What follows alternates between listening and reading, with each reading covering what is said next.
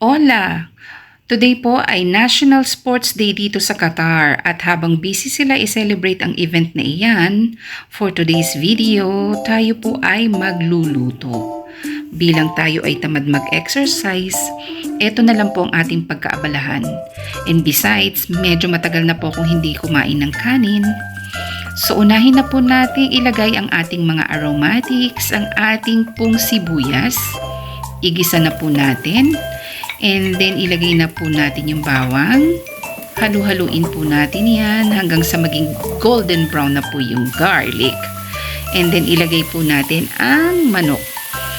Para po sa akin, mas gusto ko po yung medyo para siyang naprito na. Yan. Tsaka po natin haluin. And this time, nilagyan ko po siya ng Knorr cubes na pinira-piraso ko po. Wala lang. Feel ko lang. Bakit ba? At saka natin po haluin. Ayan. At naging medyo brown na po yung ating manok. Nilagay ko na po yung gulay, patatas at saka yung carrots. At sinunod ko na po yung tomato sauce. Konti lang kasi baka umasim. Then nilagyan ko na rin siya ng tubig para ma-dilute po yung tomato sauce. Ayan. Hintay po natin. Pakuluin po natin ng konti. And then halo-halo.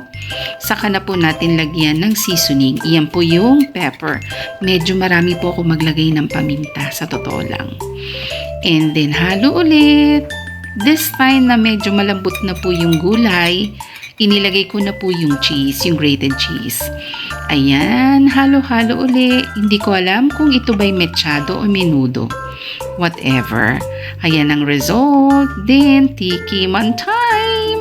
Sige nga, tingnan natin kung pasado itong eksperimento ko. Anong lasa? Ang asim! OMG!